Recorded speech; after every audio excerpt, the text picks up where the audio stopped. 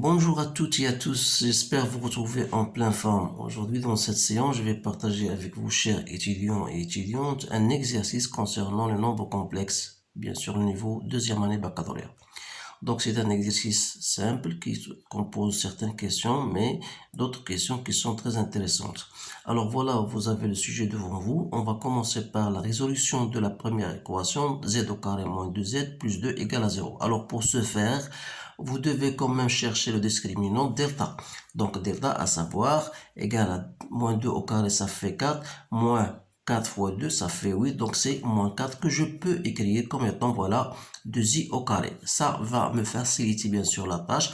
Pour trouver la première solution, z1 égale à moins b, c'est-à-dire moins 2i sur 2, donc c'est 1 moins i, alors que z2 égale z bar, donc c'est 1 plus i. Donc c'est une question très simple qui ne pose aucun problème. En question 2, écrire les solutions sous forme trigonométrique. Alors là, pour la solution 1, donc égal à 1 moins i. Donc dans le module, bien sûr, c'est racine de 2. Donc je peux l'écrire 1 sur racine de 2 moins 1 sur racine de 2 i. Voilà. Donc je dois exprimer ça en fonction d'un angle. Alors là, donc je vais vous faire un petit rappel. Donc vous savez que, voilà, ça c'est l'angle pi sur 4. Cosinus de pi sur 4, c'est racine de 2 sur 2. Alors là, on voudrait que la sinus soit négative.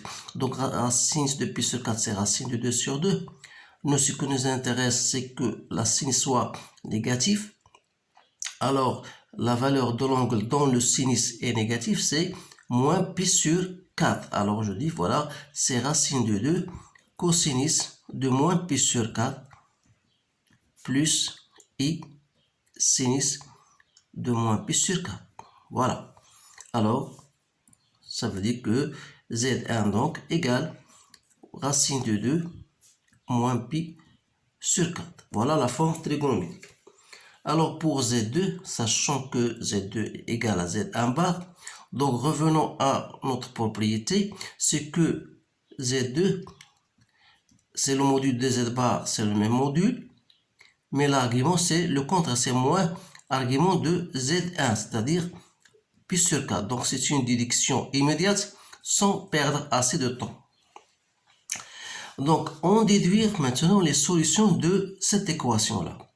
Donc, qu'est-ce que vous remarquez? Bien sûr que si vous posez grand Z égale à I, Z plus 3I plus 3, donc vous aurez une équation de type Z au carré moins 2Z plus 2 égale à 0. C'est-à-dire, c'est l'équation qu'on vous a donnée en première question. Alors déjà, on a trouvé les solutions de cette équation. On a trouvé solution Z1 égale à 1 moins i, et on a trouvé Z2 égale 1 plus i.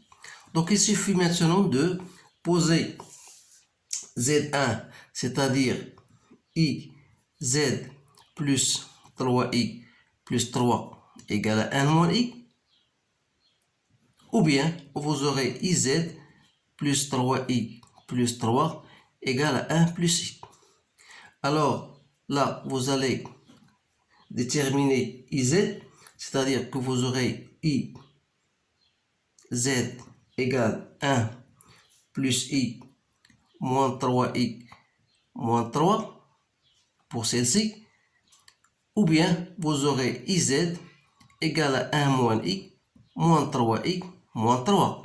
Autrement dit, vous allez trouver, il suffit de multiplier par i ou bien multiplier par moins i, et vous allez trouver bien sûr z, la première solution, qui aura égal soit moins 4 plus 2i, et la deuxième solution, moins 2 moins plus 2i. Voilà les solutions de cette équation. Donc c'est une question assez intéressante. Donc c'est pour cette raison que j'ai choisi pour vous cet exercice-là. Maintenant, on vous donne, voilà, soit Z1 égale à 1 plus I racine de 3 et Z2 égale à 1 plus I, et on vous donne Z3 égale à Z1 sur Z2. Donc, écrire Z3 sous forme algébrique et sous forme trigonométrique. Alors, pour déterminer la forme algébrique, donc Z3 égale à Z1 sur Z2. Donc, Z1, c'est 1 plus I racine de 3 sur 1 plus I que vous pouvez multiplier par le conjugué, c'est-à-dire 1 moins I, sur 2. Alors là, je vais effectuer, donc c'est 1 moins I plus I racine de 3 plus racine de 3 sur 2. C'est-à-dire c'est racine de 3 plus 1 sur 2 plus I en facteur de racine de 3 moins 1 sur 2. Donc voilà, c'est une forme algébrique. Alors, pour déterminer la forme trigonométrique, il suffit d'abord de déterminer le module de Z3. Comme Z3 égale à Z1 sur Z2, donc si vous appliquez votre relation, c'est le module de Z1 sur le module de Z2. Sachant le module de Z1, bien sûr, c'est très facile de le trouver. C'est 1 plus 3, ça fait 4, et racine de 4, ça fait 2. Donc le module de Z2, c'est racine de 2. Donc ça vous donne racine de 2. Alors que l'argument de Z3 n'est autre que l'argument de Z1 moins argument de Z2. Alors je vous conseille de bien saisir les propriétés que vous avez vues en cours pour bien sûr vous trouver vos résultats d'une façon très simple et très rapide. Donc l'argument de Z1, bien sûr, en ce qui concerne 1 plus racine 3, c'est un nombre complexe typique, bien sûr. Vous pouvez même donc écrire Z1 égale à racine égale à 2, pardon, 1 demi plus I racine de 3 sur 2, c'est-à-dire C2. Et ça, vous connaissez ça, c'est pi sur 3. Donc, argument de Z1, c'est pi sur 3. Et argument de Z2, c'est pi sur 4. Donc, ça vous donne 4 pi moins 3, pi sur 12. Voilà, donc on a bien écrit, donc on dit que Z3 n'est autre que le module, son module c'est racine de 2, voilà, et son argument c'est pi sur 12, que je peux l'écrire, si vous voulez, lorsque je vais utiliser la dernière question, c'est racine de 2, cosinus de pi sur 12, plus i, sinus de pi sur 12. Alors pour moi, ce qui me concerne, la réponse est celle-ci, la forme trigonométrique et la forme algébrique. Alors là, pour en déduire la valeur de cos de pi sur 12 et sinus de pi sur 12, il suffit de revenir à l'expression de Z3. Donc voilà, racine de 2, on a dit cos de pi sur 12, plus i sinus de pi sur 12. Sachant bien sûr la valeur algébrique, c'est racine de 3 plus 1 sur 2, plus i racine 3 moins 1 sur 2. Alors là, par analogie, vous allez bien sûr en déduire que racine de 2 cos de pi sur 12, la forme réelle égale à racine de 3 plus 1, la forme réelle, l'autre. Et bien sûr, racine de 2 sinus de pi sur 12 égale racine de 3 moins 1 sur 2. Alors, finalement, je peux en déduire cos de pi sur 12 comme étant racine de 3 plus 1 de racine de 2.